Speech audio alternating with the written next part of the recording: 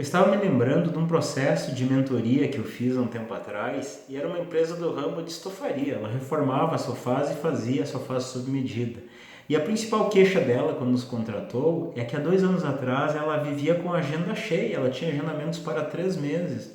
Só que esse cenário havia mudado e no momento que ela nos contratou, ela mal e mal conseguia passar o mês, mal e mal tinha atendimentos para o mês.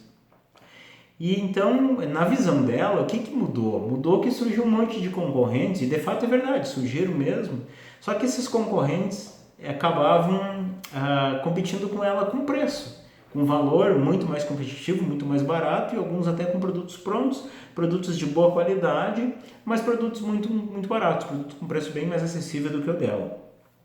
Eu percebi também, ao longo da história, que ela conseguia satisfazer bacana os clientes. Os clientes gostavam do trabalho dela, indicavam para os seus amigos, para os seus familiares.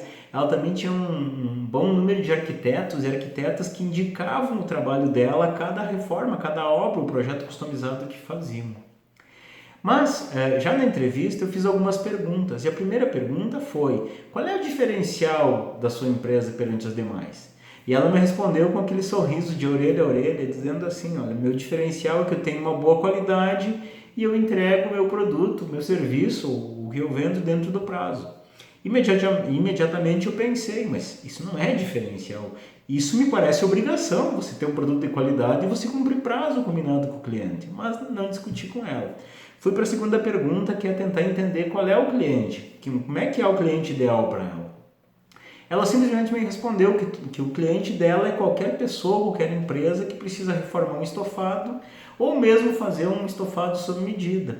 Ficou claro para mim que ela não conhecia, ela não tinha noção de quem era realmente o seu cliente, qual o cliente que valia a pena ela ir atrás.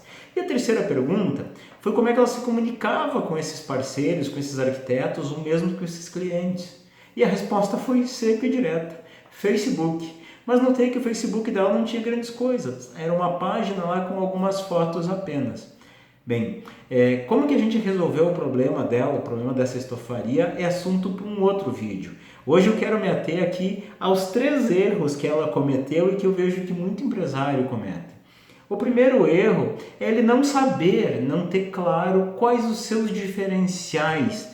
Então, se nem o dono conhece o que ele tem de bom, como é que o cliente vai valorizar? Como é que vai fazer o cliente? Como é que o cliente vai perceber isso, fazendo com que ele pague mais caro perante aquele concorrente que tem preço? Então, o dono tem que ter esse diferencial, tem que ter clareza. Mas não é ele achar o que ele tem de diferente. Ele tem que perguntar. Pergunta para o cliente dele, para quem está na base, quem está comprando, quem está fazendo serviços há muito tempo. Uma pergunta simples: por que você compra com a gente? O que você gosta da gente? Então elabora lá um roteiro com algumas perguntas, pratica uma pesquisa formal, ou até mesmo um bate-papo informal para você entender por que os clientes gostam de você. Então, a hora que você entender isso aí, você conseguir mostrar isso para todos os possíveis clientes, os clientes que estão em negociação, fica muito mais fácil de justificar aquele valor, de repente, a mais que a empresa está tentando cobrar. Por quê? Porque simplesmente cobrar a mais não justifica, então tem que ter uma clareza disso. O segundo erro é não ter claro quem é o cliente ideal. O que eu falo de cliente ideal? É um perfil de cliente. Que cliente é esse? Onde que ele mora? Quanto que ele tem de renda? Qual é a classe social dele? Ele tem uma determinada profissão? Ele mora numa região? Ele tem algum gosto específico? Ele tem algo em comum? Então, quanto mais específico for essa compreensão do cliente ideal, mais fácil vai ficar para poder direcionar as ações de marketing para esse cliente. E o terceiro erro também que muitos empresários cometem nesse sentido é não ter uma estratégia própria para marketing. Tem muito empresário que ele acredita que quando está vindo indicações de cliente está bom. Ele acha que o sistema dele, que a empresa dele, ela vai se sustentar a longo prazo. Até pode ser por algum tempo, mas olha o que aconteceu com essa minha cliente, né? Acabou esvaziando sua agenda. Então realmente tem que ter uma estratégia para divulgar e para se comunicar com aquele cliente ideal, atrair aquele cliente que é o certo para a minha empresa. Mas Campanholo, eu vou deixar de atender um outro que não está naquele perfil?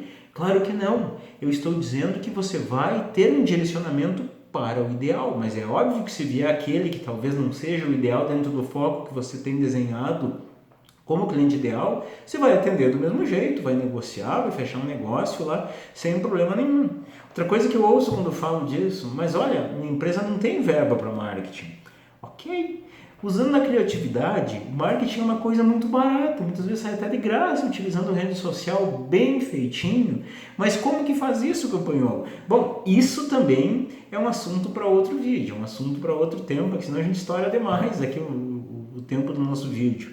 Mas para resumir, é preciso ter clareza de quais são os diferenciais, o que a empresa oferece de valor diferente, por que o cliente compra comigo e não compra do meu concorrente, por que ele escolhe a minha empresa. Tem que ter essa clareza. O segundo ponto, tem que entender quem é o cliente ideal, tem que saber tudo, é um tema de casa, saber tudo sobre o nosso cliente, o cliente que prefere a nossa empresa.